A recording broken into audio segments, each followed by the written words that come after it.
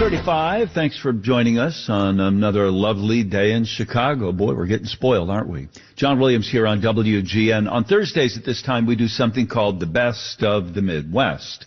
And we have taken you to the Twin Cities of Minneapolis, to northern Michigan, to places in Ohio and Indiana, both Bloomingtons, Illinois and Indiana. We've gone out to the Quad Cities. You kind of get the idea. We don't that often stay in the neighborhood, but I think we should. The executive director of the Historic Pullman Foundation, Julian Jackson, is on a phone line, and this is our Best of the Midwest today. Julian, it's John Williams. You're on WGN. Hey, John. Thanks so much for having me on today. So all of that description of the geography of what we've featured, tell me exactly where we're going to go if we do what you've got. Well, John, I grew up here in Chicago on the north side, and I did not realize until I got involved with the Historic Pullman Foundation the treasure we have on the far south side. The neighborhood of Pullman is one of the most historic neighborhoods in the city of Chicago and is now home to Pullman National Monument, which opened last Labor Day, and there are tours, exhibits, a visitor center. There's a whole lot going on in this incredibly historic neighborhood, which contains stories of railroad innovation, civil rights, labor history, and architectural gems are everywhere. So it's, would you describe it as the equivalent of a neighborhood in the city? It is. It was originally built as its own town south of the Chicago border at that time. But since that time has been absorbed by Chicago. So it feels like its own community with its own character. The factory, the Pullman Railroad Factory, was situated right in the middle of the community, and it was built as an idealized community where all of the workers could walk to work. Their stores, their houses, everything was originally owned by the Pullman company and built to all face towards that factory. Was it done so as to make a nice community and living space for people, or so as to control them and maybe be beneficial to the company? Well, the story really is both. There were some really unique innovations in this community. There were the sewer systems, indoor plumbing, indoor facilities, really beautiful housing for that period of time were all provided for the workers here. But it was also owned by the company, and that provided some tensions when there was a downturn in the economy in the 1890s. And one thing people have probably heard about Pullman is the Pullman strike. Yeah.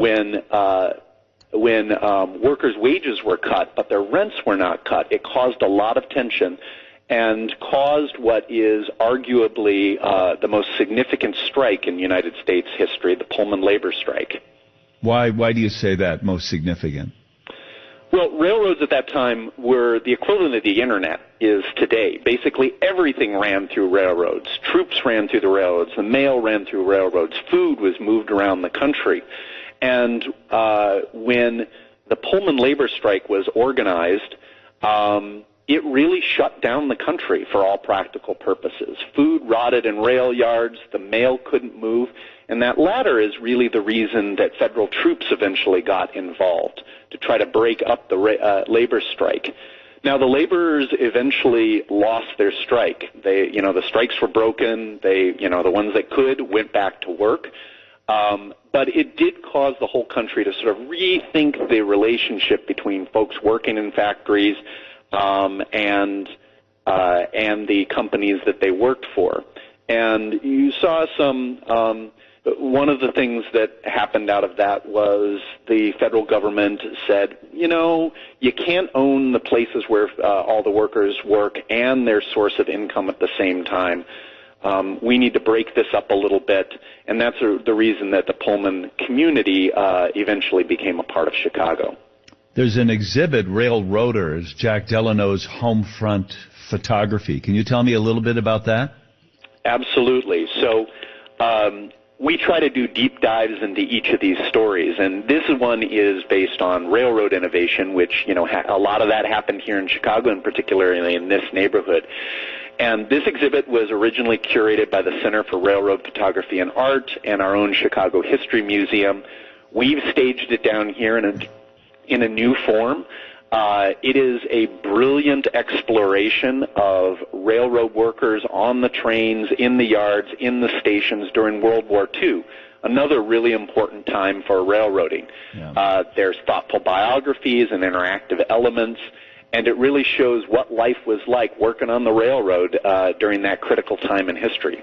So you have the photographs of that. Can I actually then walk the grounds where those photographs were taken? Can I insert myself? Well, you can.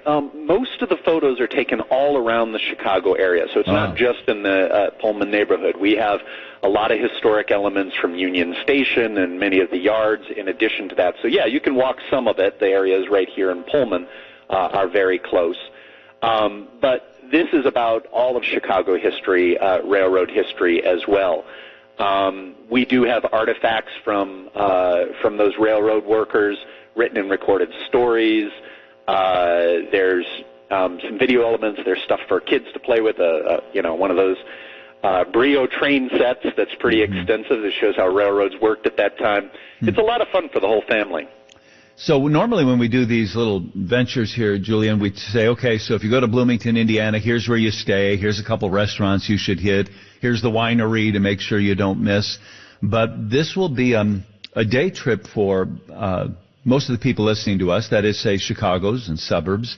So tell me how I would plan my day, because I'm going to go home at night. Tell me how I would plan my day on a trip to the Pullman neighborhood. Well, the Pullman neighborhood is right off of 94. It's an easy drive if you want to come that way. There's a station right here in the middle of the community on the Metro Electric. So if you're downtown, you can take the Metro Electric down and walk right into the historic district from there. While you're in the community, you definitely want to stop by Pullman National Monument's Visitor Center. It gives a high-level sort of table of contents about the really important stories that are embedded in this community. Then we invite you over to our exhibit hall, which is about a block away, to delve into railroaders. On first Sundays and on select other occasions, there's tours through the neighborhood to see this really unique architecture that is from the 1880s that is still present here in the community. It's arguably the greatest concentration of historic buildings from that period of time in Chicago. Definitely want to walk the neighborhood through the process. I recommend going to Lexington Betty's award-winning barbecue house. It's just down the street from us, a short walk. And, you'd really be surprised how much there is to do in the Pullman neighborhood. We'd love to see you. Where am I going to, where am I going to get that barbecue? Lexington Betty's, and it's on 111th. It's award-winning barbecue, best I've ever tasted. I totally encourage folks to stop there when they're down here. I've got some tickets for admission to the Historic Pullman Foundation's exhibit hall that features that exhibit, Railroaders, Jack Delano's Homefront Photography. And you do see the hard work and heroism of the workers in the yard and what life was like then during World War II. You can find out more at pullmanil.org, but I've got some tickets right now. I've got a couple pair. So 312-981-7200. Pete, let's target caller 7 and 8 again, and we'll hand out some tickets. Everybody else go buy them and go be part of Chicago. What a great story, Julian. Thanks so much. And we're having our 50th anniversary as a organization next year. We're going to bring some historic train cars down for Railroad Days in May next year.